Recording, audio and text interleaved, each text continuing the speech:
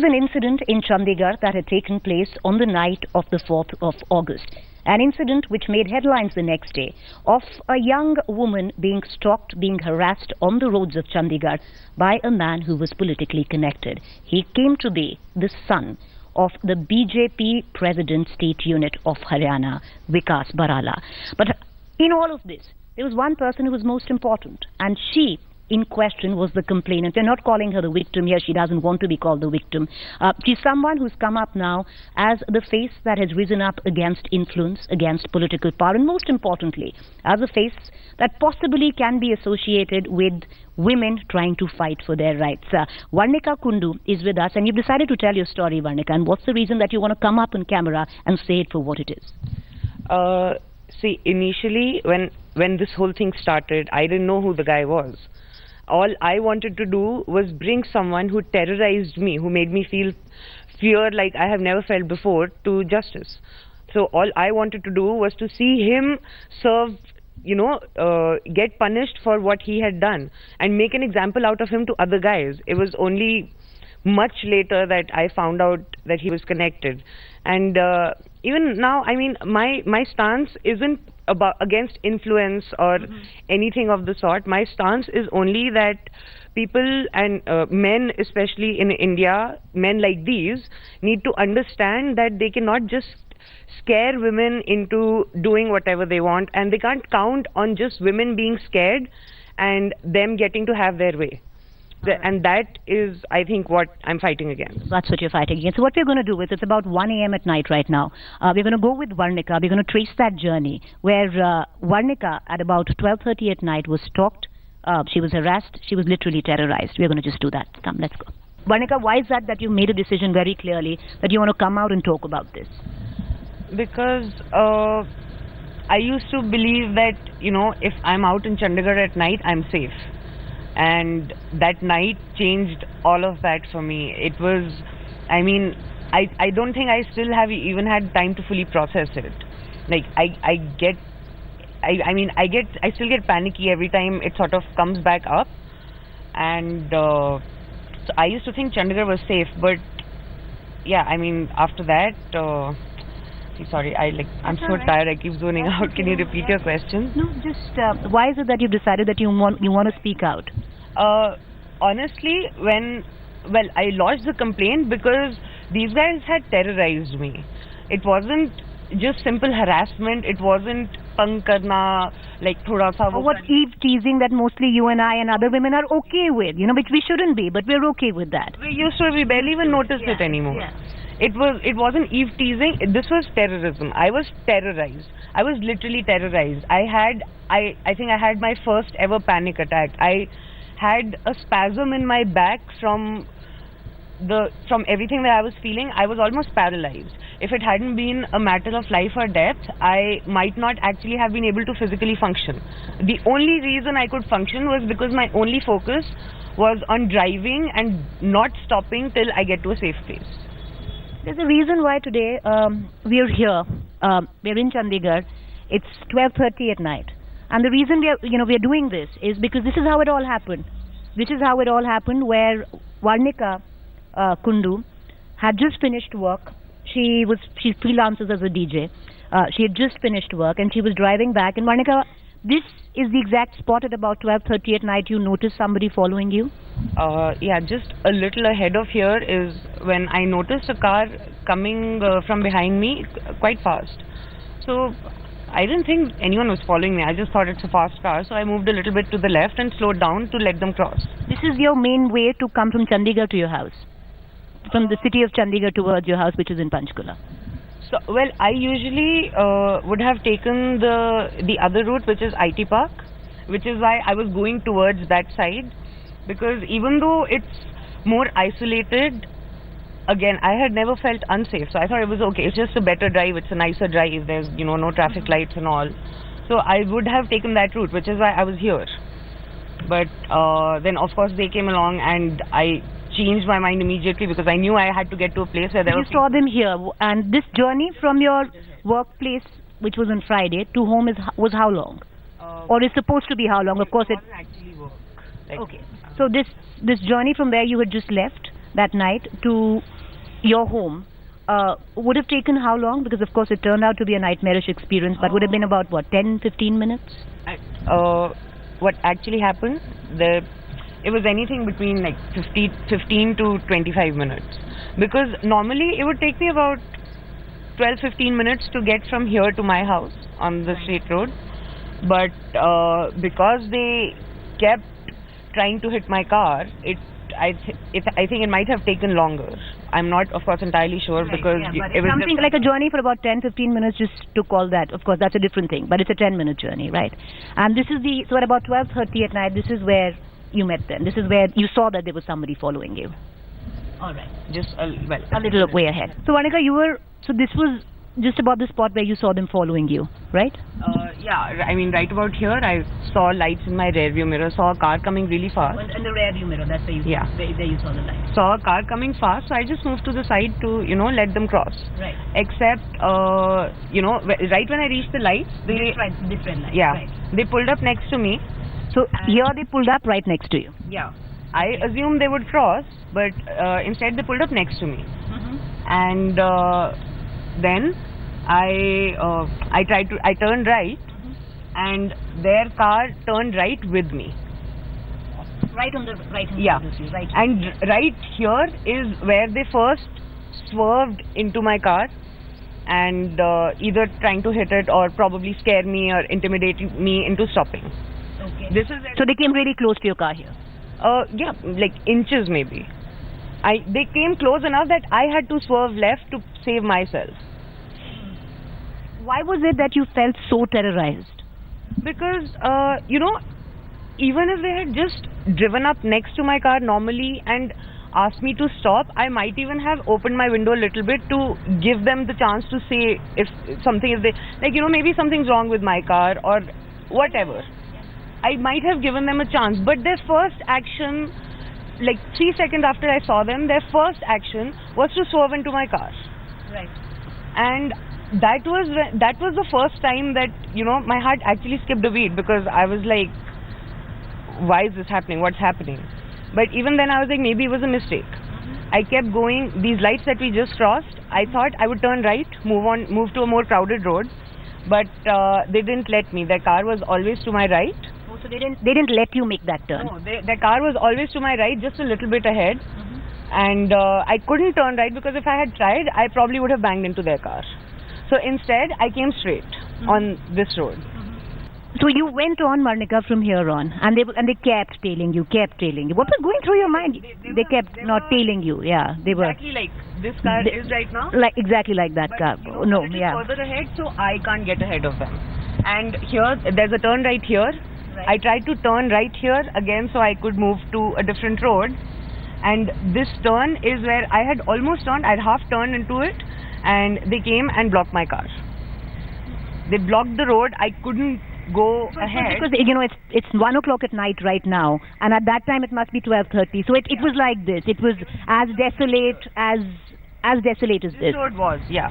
Right. There was nobody here, and this is where they blocked me. So they blocked you here. Oh Lord, that is a little scary. Yeah, yes. I tried to turn here, and this is where they stopped the car. I tried to turn right here. Okay. And they just parked in front of me and blocked the road. Okay. And that is when the guy in the passenger seat got out and started almost sauntering towards my car. And you reversed then? And that is when I reversed and went straight. And that was when... Because it's 1 a.m. at night right now, but say 2 days ago it must be, say, 12:30, that's what it was, and it was because this is scary. It is scary. What do you do? Yeah, so that was, when I reversed and got sped away from here, my first instinct was that I need to call the cops. Because earlier the first time they blocked me, I'd already decided that I need to, before anything else, note down the car's number. Right. Because even if they do something or they try to do something and they get away, I need to be able to tell the cops who it, what car it was.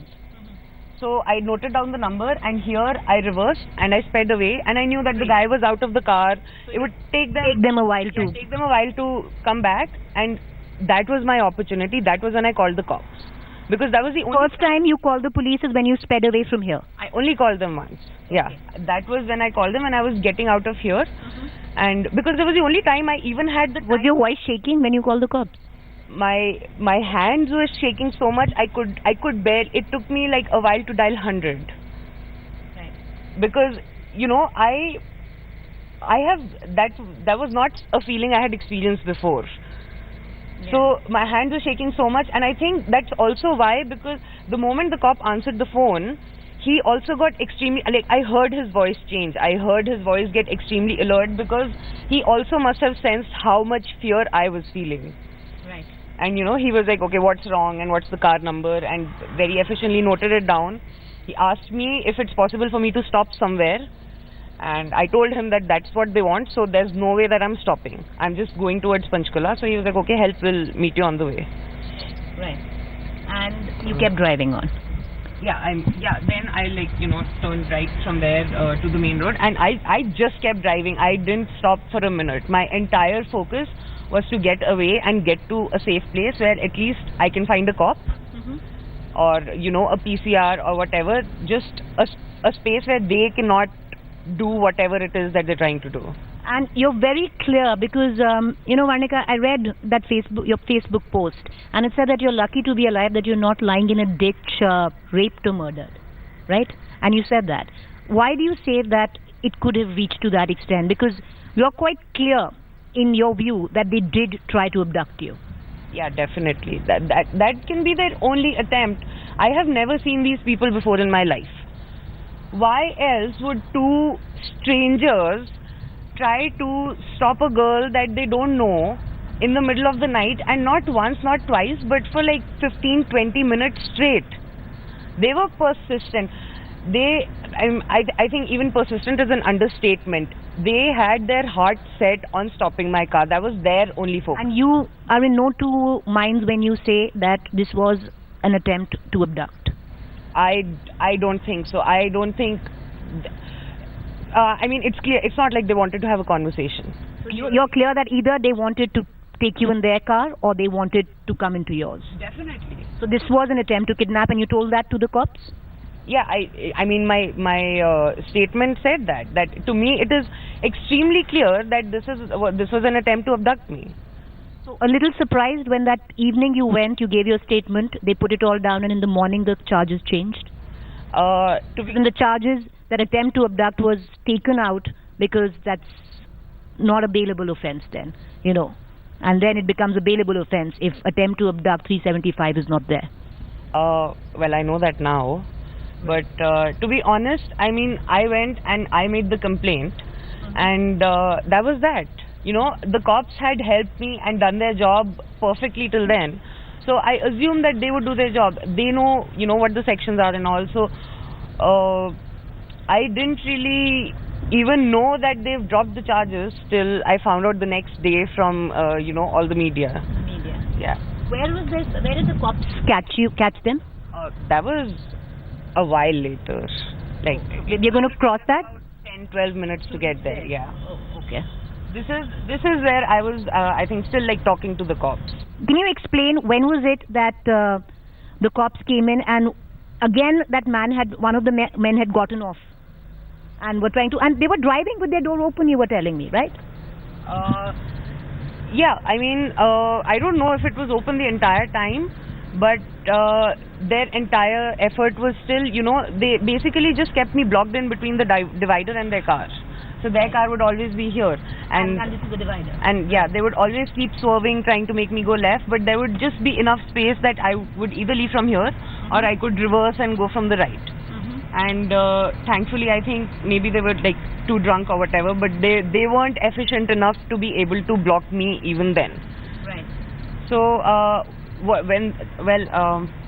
so that actually happened at the lights ahead. Do you want to do this? Yeah, we'll do that there. Like not these, but a couple of lights ahead. Okay. So in the morning when you woke up, even you didn't know that you were going to wake up to headlines of BJP Haryana state president's son harasses, stalks IAS officer's daughter. I did not. I didn't even know. I didn't even know that, it would make the news.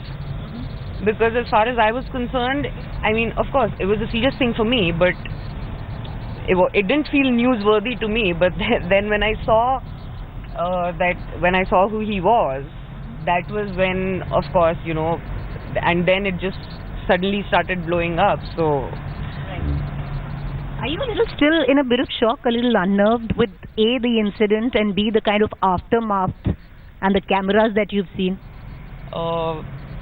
of course, I don't think I've even had the time to be unnerved. I just, I'm just on autopilot. I'm just, doing what I need to do. I've barely even had, time to sleep in the last 2 days.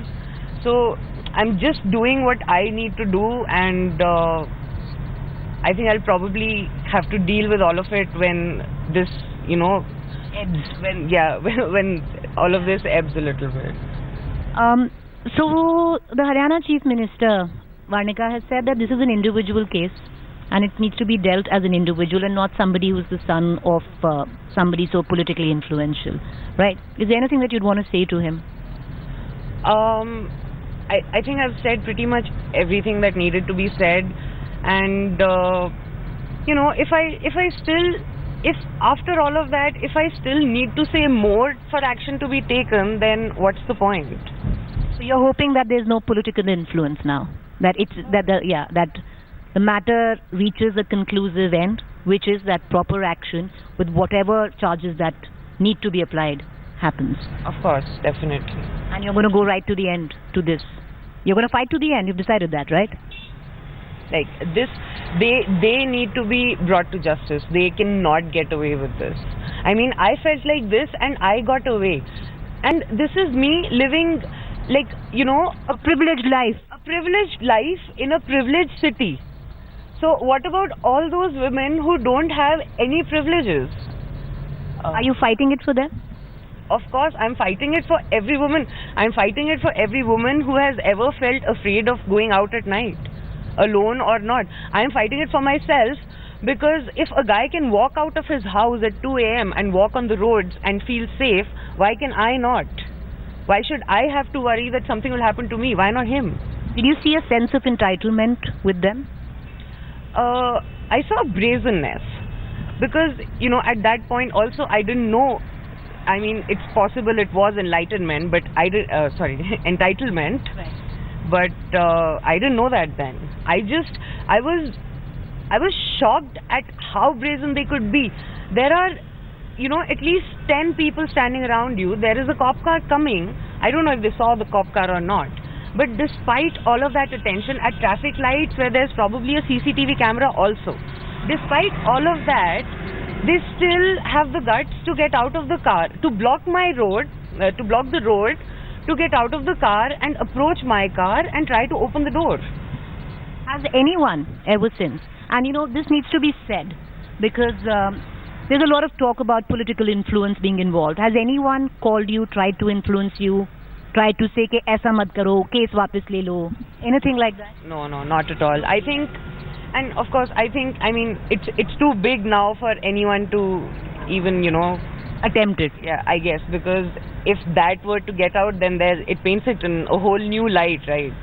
So, but yeah, nobody has done that. Everything that I have said is what I want to actually say. I'd ask you a question, because, and it's very regular, because you see it very often, and it's a very, and we've seen it in cases like that victim shaming comes as a natural corollary to cases such as this. And you've seen that happen, because his cousin brother, Vikas Barala's cousin brother, has posted pictures trying to shame you, saying, this girl does this does that, why are you supporting her? So this victim shaming has also now come in. It doesn't really affect me, because I am not ashamed, because what have I done? I was driving, minding my own business, coming home. Those guys are the ones who need to feel that shame. I mean, what can they do? They can tell lies about me. Tell lies. Apparently, I read the thing that he shared, which says that I was apparently drunk, and I find that ridiculous. So, I find that ridiculous, because I called the cops while driving. I went to the police station. I dealt with cops here. I went to the police station with my father, drove there, to file the complaint, spent a few hours with the entire, all the cops in the police station, but none of them noticed, and this random guy on Facebook knows it. So you don't care, so you don't care whether they attempt to character assassinate you, you don't care. They can try. No, nothing they say about me can be remotely as bad as what those guys actually did. Because at the end of the day, no matter what they say about me, I know that I have never done something like that. So what can they say? Oh, put up a picture of me with a friend of mine. Or with a drink, what's the big deal? You're of legal age.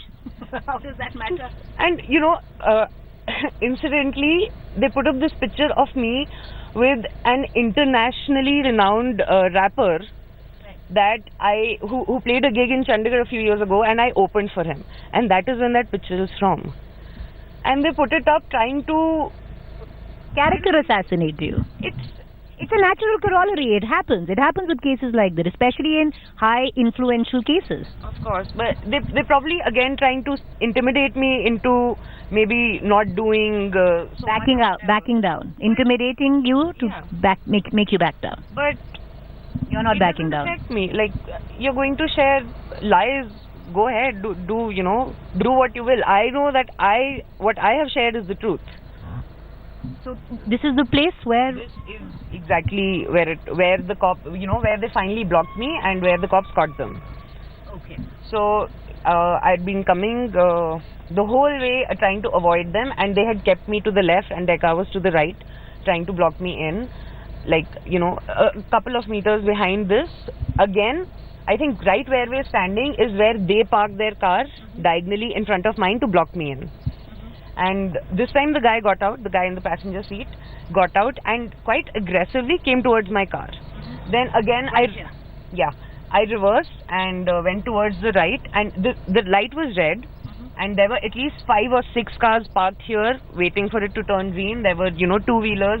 I could see the PCR coming from the opposite side. I could see the lights. And this guy jumped out, and I reversed, went to the right to get away from him, before he reaches my car. But he reached the window, he banged on it. And that's when the cops caught him doing this. Well, they were just reaching there when he was doing this. Like, he banged on the window, tried to open the door, but it was locked. And I moved a little bit ahead, and that is when the cops reached, and the cops started running towards these guys.